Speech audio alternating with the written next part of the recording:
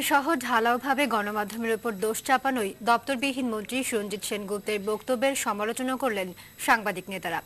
পাশাপাশি মন্ত্রীর বক্তব্যের সঙ্গে দ্বিমত পোষণ করে তারা বললেন, মিডিয়ার কারণেই ৫৫ বছরের চেষ্টায় আজকে সুরঞ্জিত তৈরি হয়েছে। আরো জানাচ্ছেন ইকরাম হোসেন।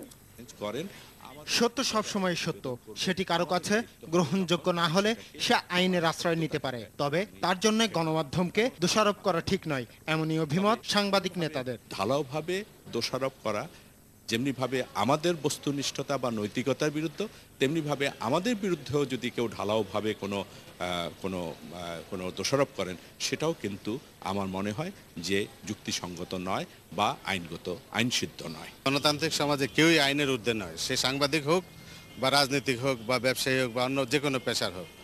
তবে গণমাধ্যমে যদি প্রচারিত কোনো সংবাদের কারণে কেউ যদি ক্ষুব্ধ হয়ে থাকেন, সে তার ব্যবস্থা তিনি নিতেই পারেন।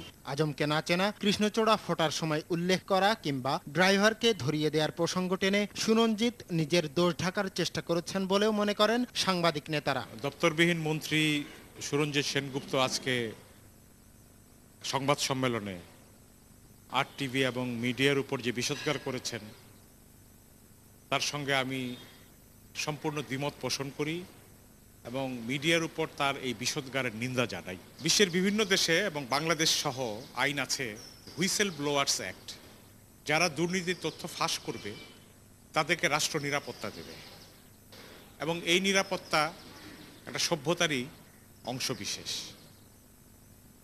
এপিএসের যে ড্রাইভার বক্তব্য দিয়েছেন এবং তিনি তখন যে এই কাজটি করেছিলেন, তিনি দুর্নীতিকে উদ্ঘাটন করার জন্যই করেছেন এবং একজন সচেতন নাগরিক হিসাবে এই কাজটা করেছেন।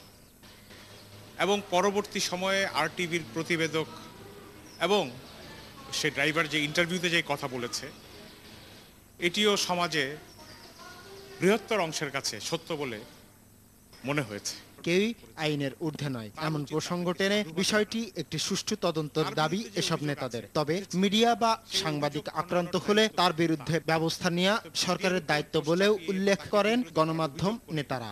তিনি এই দুর্নীতির অভিযোগ থেকে কোনোভাবেই পার পাবেন না বলে আমি মনে করি। ইকরাম হোসেন, আরটিভি, ঢাকা।